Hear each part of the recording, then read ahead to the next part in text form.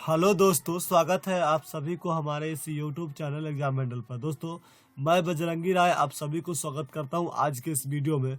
आज के इस वीडियो में हम लोग देखने वाले हैं जो अभी क्लास 10th यानी कि मैट्रिक का एग्जाम जो है क्या है कि कल 17 फरवरी 2025 है और कल 17 फरवरी 2025 को हिंदी विषय का जो है एग्जाम होना है। दोस्तों, आज यानी कि क्या है कि आप लोग देखिए 17 फरवरी आज है हमारा, और 17 फरवरी 2025 को क्या है कि हिंदी का जो है अभी यहाँ पर जो सब्जेक्ट पूछा जाएगा, जो क्वेश्चन अभी बिहार बोर्ड के द्वारा बनाया गया है, यही सारा क्वेश्चन आप लोग क्या है कि अभी फर्स्ट शिफ्ट में और सेकंड शिफ्ट में देखने को मिलेगा। ये क्वेश्चन अगर आप एग्जाम देने जा रहे हैं तो एग्जाम देने से जरूर देख लीजिए, जिससे क्या होगा कि आपको वहाँ पर एक भी क्वेश्चन नहीं छूटेगा। ये हिंदी का सारा सब्जेक्टिव क्वेश्चन है, ये क्वेश्चन का आंसर हम आपको देंगे। ये आप केवल क्लास को सुनेंगे मात्र, आपको क्या होगा आपको यहाँ पर याद होने वाला है सारा क्वेश्चन। इसलिए क्या है कि अगर आप गाड़ी में भी है तो इस क्वेश्चन को सुनते जाएगा, जिससे क्या होगा कि आपको ये सारा क्वेश्चन याद रहेगा। चलिए, अगर आप लोग इस बार एग्जाम देने जा रहे हैं तो क्वेश्चन को सुनिए और अपने दोस्तों में भी इस वीडियो को जरूर शेयर करें। इसलिए स्टार्ट करते हैं हम लोग आज के इस वीडियो को। क्वेश्चन पहला है कि अंबेडकर किस विडंबना की बात करते हैं, विडंबना का स्वरूप क्या है। जो अंबेडकर किस विडंबना का बात करते हैं, विडंबना का स्वरूप क्या है। तो अंबेडकर जिस विडंबना की बात करते हैं वो है जाति प्रथा। जाति प्रथा अंबेडकर क्या कहता है कि जाति प्रथा क्या है, सबसे बड़ा विडंबना है। और समाज में आज क्या है कि ऐसे लोगों का जो पोषक होते हैं वो क्या उनका कमी नहीं है, लोग शिक्षित हो गए हैं, तभी क्या है आज जाति प्रथा को बढ़ावा देते हैं। जिस कारण से क्या होता है जाति प्रथा सबसे बड़ा क्या होता है विडंबना बना हुआ है, क्योंकि जाति प्रथा के कारण से लोग अपने इच्छा के अनुकूल किसी भी काम का चयन नहीं कर पाते हैं, जिससे क्या होता है वो बेरोजगार रह जाते हैं, क्योंकि उनको उस कार्य के प्रति रुचि नहीं होता है जो उनका पैतृक काम होता है। समाज उसे क्या होता है क्योंकि जाति प्रथा के आधार पर उनका पैतृक काम को ही चुनने पर करते मजबूर कर देती है। सबसे बड़ा विडंबना जाति प्रथा को ही मानते हैं कौन, अंबेडकर। अगला क्वेश्चन है कि मैक्स मूलर के दृष्टि में सच्चे भारत के दर्शन कहाँ और कैसे हो सकते हैं। सुनिए, मैक्स मूलर के दृष्टि में सच्चे भारत के दर्शन कहाँ हो सकते हैं। तो मैक्स मूलर की दृष्टि में सच्चे भारत दर्शन न भारत के, देखिए कहा गया है कि मैक्स मूलर कहता है कि जो मैक्स मूलर के अनुसार सच्चे भारत दर्शन दिल्ली मुंबई जैसे शहरों में न होकर के भारत के गांवों में होगी, क्योंकि भारत में के गांव में क्या होते हैं भारत के आत्मा निवास करते हैं। मतलब क्या है, भारत के गांव में सबसे अधिक जनसंख्या वास करती है और भारत के गांव में ही क्या है भारत की आत्मा निवास करती है, न कि बड़े बड़े शहर जैसे दिल्ली मुंबई कोलकाता में क्या होगा सच्चे भारत दर्शन हो सकती है, बल्कि सच्चे भारत दर्शन कहाँ होगा तो भारत के गाँव में होगी। चलिए, अगला क्वेश्चन है कि मनुष्य बार बार नाखून क्यों काटते हैं। ये क्वेश्चन भी आप लोग को पता ही होगा कि मनुष्य बार बार जो है नाखून क्यों काटती है। तो देखिए, मनुष्य नहीं चाहता है कि बर्बर युग का कोई निशानी उसमें रहे, इसलिए क्या करता है मनुष्य बार बार नाखून काटता है। आप लोग को पता होगा कि मनुष्य जो है नहीं चाहता है कि उसके अंदर कोई भी पशुता वृत्ति यानी कि बर्बरता युग के कोई भी गुण रहे, इसलिए क्या है कि मनुष्य जो है बार बार नाखून को काटता है। ठीक है, देखिए हम बार बार कह रहे हैं कि क्वेश्चन को क्या है कि थोड़ा सा फास्ट चलेंगे हम लोग, ताकि क्या कम समय में सभी क्वेश्चन को देख लेंगे और आप लोग क्या है कि जाकर के एग्जाम भी देंगे। ठीक है, चलिए अगला है कि गुज्जर प्रतिहार कौन था। तो अभी जो है ये क्वेश्चन कहाँ से, नागरी लिपि से लिया गया है। गुज्जर प्रतिहार कौन था आप लोग को पता होगा। गुज्जर प्रतिहार भारत के बाहर से आकर के 8वीं सदी में आरंभ में अवंती प्रदेश पर अपना शासन प्राप्त किया था। उन्होंने इसके बाद कन्नौज पर क्या कब्जा कर लिया था। मतलब क्या है, गुज्जर प्रतिहार बाहर से आया था, भारत से बाहर से आया था और कब आया था तो 8वीं सदी में आया था और कन्नौज पर शासन कर लिया था। बाद में उन्होंने क्या किया था, अवंती प्रदेश शासन किया था, बाद में उन्होंने क्या किया था कन्नौज पर भी शासन कर लिया था। अगला क्वेश्चन है कि परंपरा का ज्ञान किसके लिए आवश्यक है। ये जो क्वेश्चन है परंपरा का ज्ञान वो किसके लिए आवश्यक है, ये क्वेश्चन आप लोग को पता होगा। ये कहाँ से लिया गया है, तो ये लिया गया परंपरा के मूल्यांकन से। ठीक ना, तो परंपरा ज्ञान किसके लिए आवश्यक है और क्यों आवश्यक है। तो जो लोग साहित्य के में परिवर्तन चाहते हैं, जो लकीर के फकीर नहीं है, जो रूढ़िया तो क्रांतिकारी साहित्य की रचना करना चाहते हैं, उनके लिए साहित्य का परंपरा का ज्ञान का होना अति आवश्यक है। क्योंकि आज जो है जो भी साहित्यकार बनना चाहते हैं, जो मान लीजिए जिनके पास क्या है लकीर के फकीर हुआ नहीं है, जिनका शब्द की कमी नहीं है, वो व्यक्ति क्या है उनको सबसे पहले परंपरा का ज्ञान होना अति आवश्यक है। अगर वह साहित्यकार बनेंगे तो सबसे पहले वह परंपरा के बारे में जानेंगे, जिस बारे में लिखेंगे उसके पौराणिक परंपरा का जानेंगे, तभी तो क्या उस बारे में लिख पाएंगे। इसलिए कहते हैं क्या कि परंपरा ज्ञान होना अति आवश्यक है। ठीक ना, चलिए अगला है कि बिरजू महाराज कौन कौन से वाद्य यंत्र बजाते थे। तो ये क्वेश्चन कहाँ से लिया गया है, ये लिया गया आपको बिरजू महाराज जिस जित में लिखत हूँ। तो कहा कि बिरजू महाराज कौन कौन से वाद्य यंत्र बजाते थे। तो बिरजू महाराज के बारे में आप लोग जानते होंगे कि बिरजू महाराज जो थे एक महान नर्तक थे। क्या थे? एक महान नर्तक थे। तो ये क्वेश्चन आप लोग को याद रखो, वो कौन कौन से बात होते थे। तो वो जो है सबसे बड़ी बात तो जान लीजिए कि क्या है, एक महान नर्तक थे और नाच के साथ साथ जो नृत्य के साथ क्या करते थे कि कुछ वाद्य यंत्र भी बजाते थे।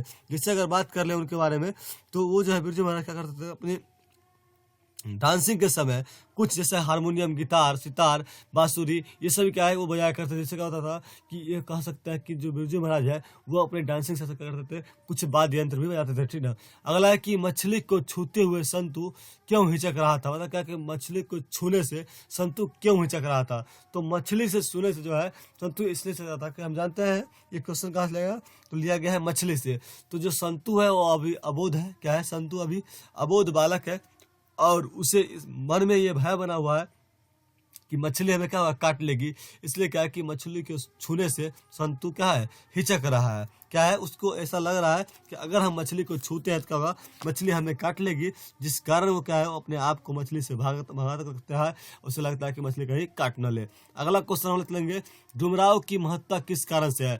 ये क्वेश्चन कहाँ से लिया गया है, तो ये लिया गया है नौबत खाने में इबादत क्या है, बिस्मिल्लाह खां से लिया गया। ठीक ना। तो ये क्वेश्चन पूछ रहा है कि डुमराव की महत्ता कहाँ से है। तो डुमराव की महत्ता सुनिए, डुमराव की महत्ता 2 कारणों से है, आप लोगों को पता होगा। पहला तो डुमराव क्या है कि आसपास एक नदी के कछार में क्या है, रीड मिलती थी। मतलब रीड आप लोग को पढ़ाया होगा कि नरकट की एक लकड़ी होती है जो बिस्मिल्लाह खां जब क्या करते हैं, बस क्या कहते हैं, सॉरी, ये जो उनका सहनाई है, सहनाई का जो रीड होती है यानी कि जो खेप होती है, उस खेप का जो नरकट लकड़ी होती है वो क्या होता है, नदी के आसपास पाई जाती है। दूसरा जो डुमराव है क्या है, वो बिस्मिल्लाह खां का पैतृक गांव जहाँ पर उनका क्या हुआ था, जन्म हुआ था। इसलिए क्या डुमराव की महत्ता इन्हीं कारणों से। ठीक ना। अगला है वाणी कब विश्व के समान हो जाती है। देखिए अब जो यहाँ पर हमें बात कर ले तो अगला क्वेश्चन वाला आता है क्या, वाणी कब विश्व के समान हो जाती है। राम नाम बिरथे जग जन्मा, ये क्वेश्चन जो है वहां से लिया गया। ठीक है, कहाँ से, तो राम नाम बिरथे जग जन्मा। तो देखिए गुरु नानक का कहना है कि जब मनुष्य संसार में अपना अस्तित्व प्राप्त करता है तो उसे सदैव राम नाम का जाप करना चाहिए, क्योंकि मानव का अस्तित्व राम की कृपा से ही है। यदि राम नाम का जाप न करे, किसी अन्य वाणी का प्रयोग करता है तो क्या होता है, वाणी विश्व के समान होता है। तो क्या गुरु नानक का कहना है कि जब व्यक्ति सफल हो जाते हैं तो राम नाम को क्या करता है, भूल जाते हैं और अपने सांसारिक बातों भूल जाती है, जिस कारण से क्या होता है कि उसको क्या होता है, उनका बातों में जो होती है राम नाम की स्पष्टता नहीं रहती। इसका क्या होता है, उनका वाणी जो होता है विश्व के समान हो जाती है। कौन कहते हैं, तो कवि कौन है, रस खान कहते हैं। ठीक ना, सॉरी, क्या है कि यहाँ पर हम लोग बात करते हैं गुरु नानक कहते हैं। ठीक ना। अगला क्वेश्चन है कि घनानंद के अनुसार परहित के लिए देह धारण कौन करता है। देखिए घनानंद कहते हैं कि परहित के लिए देह धारण करता है वो कौन है, बादल यानी कि मेघ है। मेघ जो है परहित के लिए क्या करता है, देह धारण करता है और अपने आप क्या करता है कि धरती वासी के न्यौछावर कर देता है। मतलब क्या है कि जो मेघ होती है वो क्या करता है कि अपने आप को एक बादल के रूप लेकर क्या बरसती है, जिससे क्या होता है कि धरती वासी को अपने आप को क्या करता है, अपने आप को न्यौछावर कर करके और इसे क्या करते हैं, शीतलता प्रदान करते हैं। ठीक ना। तो परहित के लिए देह धारण कौन करता है, तो परहित के लिए धारण करती है मेघ। ठीक ना। अगला क्वेश्चन है, कभी प्रेमघन को भारत में भारतीयता क्यों नहीं दिखाई पड़ती है। देखिए क्वेश्चन जो है क्या कहते हैं, स्वदेशी से है और कहा गया है कि कभी प्रेमघन को भारत में, सॉरी क्या कहते हैं, ये क्वेश्चन जो भारत माता से है, जिसमें क्या कहता है कि भारत में क्या है कि कभी प्रेमघन को भारतीयता क्यों नहीं दिखाई पड़ती है। ये क्वेश्चन आप लोग पढ़े भी होंगे। ठीक ना। देखिए कभी प्रेमघन क्या है कि भारत में भारतीयता इसलिए नहीं दिखाई देती है क्योंकि हम जानते हैं कि आज भारत के लोग क्या है, पूर्ण रूप से क्या है कि विदेशी चक्रों में फंस चुकी है, मतलब दिखावे के दुनिया में जी रही है। लोग जो है आज क्या है कि यहाँ पर कह रहे हैं कि कभी प्रेमघन जब भारत भूमि पर दृष्टिपात करते हैं तो पाते हैं कि हमारे जो भारत के लोग हैं वो क्या है, पूर्ण रूप से बदल चुका है और क्या है कि भारत के लोग पूर्ण रूप से क्या है कि अपने आप की सभ्यता को भूल चुकी है। मतलब क्या है कि भारतीय लोग अपने हिंदी यानी कि मातृभाषा हिंदी को बोलने में शर्म करते हैं और क्या है वैदेशिक भाषा जैसे कि फॉरेन लैंग्वेज को जो है बोलने में क्या उनको अच्छा लगता है। यानी कि पहनावा ओढ़ावा जो करते हैं वो भारतीय पहनावा ओढ़ावा को भूल गए हैं और लोग क्या है कि यहाँ पर जो अभी फॉरेन कल्चर का पहनावा रहा है उसको देख करके अपने आप को फैशन महसूस करते हैं। इसलिए कहते हैं कवि प्रेमघन कि आज भारत में क्या है, भारतीयता नहीं दिख रहा है, ठीक ना। अगला है कि भारत माता अपने ही घर में प्रवासी क्यों बनी हुई है। देखिए ये सभी क्वेश्चन आप लोग का खुद से भी जवाब दे सकते हैं, आसान से दे सकते हैं। भारत माता क्या है कि अपने ही घर में प्रवासी इसलिए बनी हुई है कि हम जानते हैं कि भारत माता क्या है, आज अब हम जिस तरीका से हमारा देश क्या था, ब्रिटिश शासन के अधीन था, मतलब क्या है, गुलाम था हमारा देश। जिसके बाद क्या है कि हमारे देश क्या हुआ कि आज़ाद हो गया। आज़ाद होने के बावजूद आज क्या है कि हमारे देश में देखिए बहुत सारे लोग ऐसे होते हैं जिनको क्या है कि लगता रहता है कि यहाँ पर क्या है, हम जो है अंग्रेजी बोलेंगे तो उच्च हमारा क्या पहचान होगा, लेकिन क्या है कि हिंदी बोलेंगे तो हमारी पहचान का नीचा होगा। फिर है ना, वाला क्या होता है कि पश्चिमी वृत्ति, मतलब क्या है कि पश्चिम के कल्चर को हम लोग को, वेस्टर्न कल्चर जो बना है उसको हम लोग देखते हैं, ठीक ना। तो कह रहा है कि भारत माता अपने घर में प्रवासी क्यों बने हुआ है, तो भारत माता अपने ही घर में क्या है प्रवासी इसलिए बने हुए हैं। देखिए प्रवासी वह होता है जो प्रदेश में जा करके बसता है, वहाँ उसे बहुत से अधिकार नहीं होता है। जहाँ मूल निवासियों होते हैं वहाँ उसे मूल निवासियों की भांति आमतौर पर मान सम्मान भी प्राप्त नहीं होता है। मूल निवासियों की भांति उसका होता है आमतौर पर मान सम्मान मिलते हैं। परतंत्र में यहाँ के लोग अधिकार छीन गए होते हैं। देखिए हमारे यहाँ क्या था कि परतंत्र, जब हम लोग गुलाम थे तो यहाँ वैदेशिक शासक था, मतलब क्या, मतलब विदेशों के लोग आए थे, हम लोग को शासन कर रहा था। और हम भारत के लोग होते हुए क्या है कि हम लोग तरस रहते हैं, हम लोग क्या है बाहरी लोग शासन कर रहा था। इसलिए कह रहे हैं कभी कभी प्रेम हम करते हैं कि हमें भारत में क्या है भारतीयता बिल्कुल सॉरी क्या है, भारत माता क्या है अपने घर में प्रवासी बनी हुई है।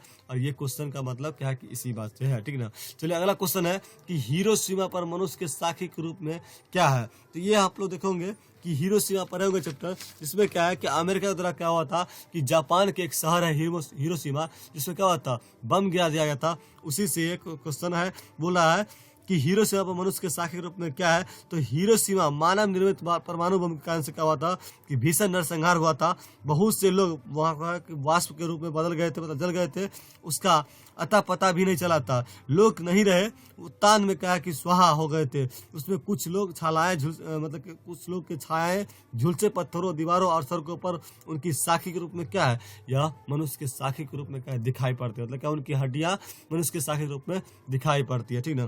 तो ये था, हम लोग देखा कि हिरोशिमा में मनुष्य की साखी के रूप में क्या है। अगला क्वेश्चन को हम लोग देखते हैं। देखिए यहाँ पर बात ये क्या है कि अक्षर ज्ञान से अगला क्वेश्चन है, मतलब क्या है कि बेटे के आंसू कब आते हैं, बेटे के आंखों में आंसू कब आते हैं, क्यों, या सृष्टि विकास की कथा क्या है। सुनिए, कहा गया है कि बेटे के आंखों में आंसू तब आती है। देखिए बेटा अक्षर ज्ञान की सीढ़ियां चढ़ता है, धीरे धीरे जब वह ड्रॉ लिखता है तो क्या होता है कि परेशानी पड़ जाती है। कि डॉ जो लिखता है तो टेढ़ी मेढ़ी रेखा बनावट आप लोग देखोगे, डॉ हम लोग लिखते हैं, क्या है कि आप लोग को पता हो कि डॉ हम लोग ऐसे लिखते हैं। डॉ में क्या होता है, जब टेढ़ी मेढ़ी रेखा को है कि बेटा पूर्ण रूप से लिख लेती है तो इसके बीच जो बिंदी होती है, इस बिंदी को देने में क्या होता है, वो उसे इसके बाद इतना टेढ़ा मेढ़ा के बाद क्या होता है बिंदी तक जाती है, तब क्या होता है कि उस लड़का को ऐसा लगता है, आंखों में आंसू तब आता है मानो ये क्या है, डॉ जो है क्या है एक माँ है और इसके बीच बैठे बिंदी क्या है उसका पुत्र है, मतलब उसके बेटा है। इसी बात को क्या होता है उसके आंखों में आंसू आता है। अगला क्वेश्चन है कि रंगप्पा कौन था और वह मगम्मा, यहाँ सॉरी क्या होता है मेघमा हो गया, मगम्मा होना चाहिए था। मगम्मा से क्या चाहता था, तो जो रंगरप्पा है वो क्या है, रंगरप्पा एक समाज के जुआरी व्यक्ति है, नशेरी व्यक्ति है, और वह मगम्मा से क्या चाहता है, तो रुपया चाहता, क्या चाहता है, रुपया यानी कि धन चाहता है, ठीक ना। चलिए अगला है, गांधी जी सच्ची शिक्षा किसे मानते हैं। ये क्वेश्चन आप लोग क्या है शिक्षा और संस्कृति से है। आप लोग देखिएगा कि गांधी जी सच्ची शिक्षा किसे मानते हैं। तो गांधी जी जो है कहते हैं कि सच्ची शिक्षा वो होता है, क्या होता है, जो अहिंसक प्रतिरोध, मतलब क्या अहिंसक मतलब क्या, जो गुस्सा पर काबू करे, मतलब क्या है कि अहिंसक प्रतिरोध होता है, वो उसी को क्या कहते हैं गांधी जी सच्ची शिक्षा मानते हैं। मतलब क्या है कि अगर हमें किसी प्रकार का दिख रहा है गलती, तो उस गलती को सबसे पहले समझे और उसके बाद क्या है कि समय आने पर उसका जवाब देना चाहिए, ना कि क्या हो कि अटेंडम क्या करे उसमें हम लोग एक्शन ले। मतलब महात्मा गांधी कहते हैं कि सच्ची शिक्षा वो होता है जो क्या हो, अहिंसक प्रतिरोध हो, ठीक ना। ये गांधी जी के हिसाब से सच्ची शिक्षा यही होता है, ठीक ना।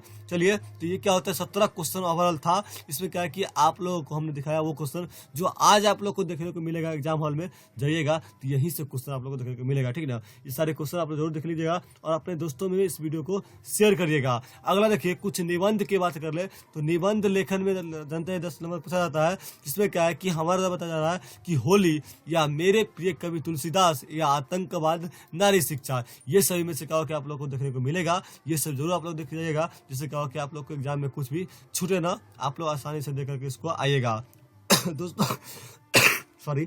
हमने बताया था कि आपको एक वीडियो मिलेगा डिस्क्रिप्शन बॉक्स में, जाकर उसको देखिएगा। जो वीडियो से आपका सारा ऑब्जेक्टिव से काफ़ी क्या होगा कि वहाँ पर मदद मिलने वाला है, ठीक ना। तो ये था आप लोग का सब्जेक्टिव वीडियो। आप अपने सभी दोस्तों में इसको शेयर करिएगा, जिससे क्या होगा कि आपको सारे दोस्तों को इसका फायदा मिलने वाला है, क्योंकि यही क्वेश्चन आप लोग का है 14 फरवरी को दिखने वाला है। अगर आपको यह वीडियो अच्छा लगा होगा तो सब्सक्राइब जरूर करिएगा, और सब्सक्राइब इसलिए करिएगा क्या होगा कि आपका आने वाला जो सब्जेक्ट करता हुआ है उसका भी सब्जेक्टिव वीडियो मिलेगा, और गेस्ट क्वेश्चन मिलेगा, जो क्वेश्चन का आप लोग को डायरेक्ट एग्जाम में देखने को मिलेगा। तो चलो दोस्तों, हम लोग मिलेंगे फिर से नेक्स्ट वीडियो। तो बाय बाय।